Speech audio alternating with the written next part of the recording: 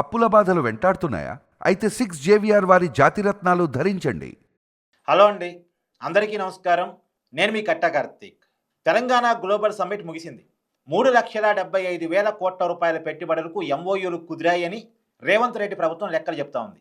రియాలిటీలో వీటిలో ఎన్ని ల్యాండింగ్ అవుతాయి అనేది రాబోయే కాలంలో చూద్దాం. ఇది పక్కన పెడితే రేవంత్ రెడ్డి గారి కలల సౌధం ఫ్యూచర్ సిటీ కూడా ప్రమోషన్ గట్టిగానే దక్కింది. ఇప్పుడు బయటకు వస్తున్న ఒక వార్త ఏంటి అంటే, సినిమా పెద్దలకు సినిమా స్టూడియోల నిర్మాణం కోసం ఫ్యూచర్ సిటీలో భూములు కేటాయించబోతున్నారు. ఎందుకు అంటే, సినిమా స్టూడియోలు కనుక అక్కడ కడితే, సినిమా షూటింగ్లు కనుక అక్కడ జరిగితే ఫ్యూచర్ సిటీకి ప్రమోషన్ వస్తుంది. ఫ్యూచర్ సిటీ నిర్మించబడిద్ది. అక్కడ ల్యాండ్ రేటు కూడా విపరీతంగా పెరగడానికి అవకాశం ఉంటుంది. కాబట్టి సినిమా స్టూడియోలు కట్టించబోతున్నారు, సినిమా పెద్దలకి ల్యాండ్ కేటాయింపు జరగబోతా ఉంది అనేది బయటకు వస్తున్న వార్త. నిన్న గ్లోబల్ సమ్మిట్లో సినిమా పెద్దలు కూడా చాలామంది హడావుడి చేశారు. సినిమా పెద్దలు అంటే మీకు తెలుసు కదా, ఎక్కడ సినిమా ఇండస్ట్రీకి భూములు ఇస్తున్నారన్నా, సినిమా ఇండస్ట్రీకి ఆఫర్లు ఇస్తున్నారన్నా కనపడే ఆ నలుగురు ఐదుగురు వ్యక్తులు ఉంటారు కదా, ఆ నలుగురు ఐదుగురు సినిమా వ్యాపారవేత్తలు, సినిమా పెద్దలు నిన్న గ్లోబల్ సమ్మిట్లో కూడా కనపడ్డారు. వాళ్ళకి ఇప్పుడు మళ్ళా భూ కేటాయింపులు జరగబోతున్నాయంట. అయితే సామాన్యుడి కోణం నుంచి చూసినప్పుడు ఇవి అవసరమా? ఎందుకంటే గతంలో ఉమ్మడి రాష్ట్ర ముఖ్యమంత్రిగా ఉన్నప్పుడు ఎన్టీఆర్ గారు సినిమా స్టూడియోల నిర్మాణం కోసం భూ కేటాయింపులు చేశారు. అప్పుడు ఎందుకు చేశారు? సినిమా ఇండస్ట్రీ తమిళనాడులో ఉంది. తెలుగు సినిమా వాళ్ళు కూడా అక్కడే స్టూడియోలు కట్టుకుని అక్కడ ఉన్నటువంటి స్టూడియోల్లో షూటింగ్లు చేసుకునే పరిస్థితి.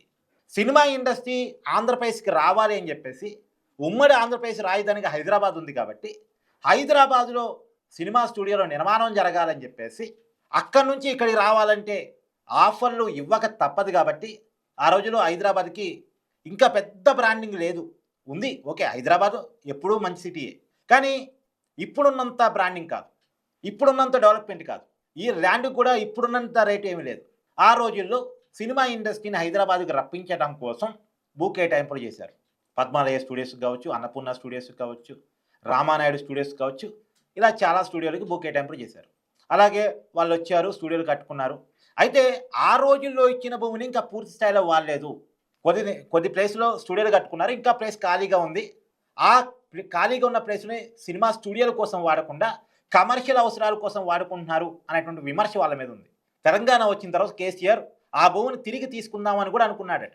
అలా అనుకున్నటువంటి సమయంలో సినిమా పెద్దలు కేసీఆర్ని కలిసి ఇక మాట్లాడుకొని కేసీఆర్ ఆ నిర్ణయం తీసుకోకుండా, ఆ భూములు తిరిగి వెనక్కి తీసుకోకుండా కేసీఆర్తో మాట్లాడుకోగలిగారు. కేసీఆర్ వెనక్కి తీసుకోలేదు. ఇప్పుడు అప్పుడిచ్చిన భూములే పూర్తి స్థాయిలో వాడుకొని సినిమా పెద్దలకు మళ్ళీ సినిమా స్టూడియోల కోసం భూములు ఇవ్వటం అవసరమా? మళ్ళీ స్టూడియోలు అవసరమా? ఉన్న స్టూడియోలే పూర్తి స్థాయిలో వినియోగం కావటం లేదు, ఇచ్చిన ప్లేసే పూర్తి స్థాయిలో వాడటం లేదు.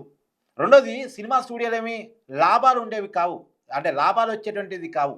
ఇప్పుడు పెద్ద స్టూడియో హైదరాబాద్కే తలమానికి అనుకునే రామోజీ ఫిల్మ్ సిటీ కూడా పెద్ద లాభాల్లో ఏముండదు. అలాంటిది మళ్ళీ సినిమా స్టూడియోలు ఎందుకు అవసరమా అన్నటువంటి చర్చ మాత్రం బలంగా సాగుతూ ఉంది. నిజానికి ఉన్న స్టూడియోలు సరిగా వాడుకోగలిచారు. ఉన్న స్టూడియోలకి సరిగా వాడకం ఉందా లేదా అనేది కూడా పక్కన పెడితే ఆ స్టూడియోలు ట్యాక్స్లు కూడా గవర్నమెంట్ సరిగా కట్టలేదట. మొన్న లేటెస్ట్గా జిహెచ్ఎంసీ వాళ్ళు అన్నపూర్ణ స్టూడియోస్కి, రామానాయుడు స్టూడియోస్కి నోటీసులు జారీ చేశారు. ఈ రెండు స్టూడియోస్కి ట్యాక్స్లు సరిగా కట్టట్లేదు, మీరు లెక్కలు సరిగా చెప్పట్లేదు అని నోటీసులు జారీ చేశారు. అంటే ఉన్న ల్యాండ్ లెక్కలే ప్రభుత్వానికి సరిగా ఇవ్వట్లేదు, ట్యాక్స్లే సరిగ్గా కట్టట్లేదు. ఇలాంటి సినిమా పెద్దలకి మళ్ళీ భూములు కేటాయింపు ఎందుకు? ఫ్యూచర్ సిటీలో మళ్ళీ స్టూడియోల నిర్మాణం దేనికి? మామూలుగా ల్యాండ్ ఇస్తానంటే సినిమా పెద్దలు తీసుకుంటారు, అవసరమైతే స్టూడియోలు కడతారు. ఎందుకు? ల్యాండ్ వాళ్ళ చేతిలో హోల్డ్ అయి ఉంటుంది కాబట్టి. హైదరాబాదులో ల్యాండ్ అనేది బంగారం లాంటిది కాబట్టి, బంగారం కంటే ఎక్కువ కాబట్టి ఖచ్చితంగా ల్యాండ్ ఇస్తామంటే కళ్ళకు అద్దుకొని తీసుకుంటారు, స్టూడియోలు కడతామని చెప్తారు, పెట్టుబడులు పెడతామని చెప్తారు, ఏదని చెప్తారు. కారు చౌకగా భూములు వస్తాయి కాబట్టి. ప్రభుత్వం ఎందుకు ఇస్తుంది? వాళ్ళకి ప్రమోషన్ కావాలి కాబట్టి సినిమా పెద్దలకి ఇస్తుంది. అందులో ఫ్యూచర్ సిటీకి ప్రమోషన్ కావాలి కాబట్టి రేవంత్ రెడ్డి గారు ఇస్తారు. అంటే రేవంత్ రెడ్డి గారికి ఏమో ఫ్యూచర్ సిటీ ప్రమోషన్ అవుతుంది, సినిమా పెద్దలకి ఏమో భూమి వస్తుంది. కానీ సామాన్యుడికి ఏమొస్తుంది?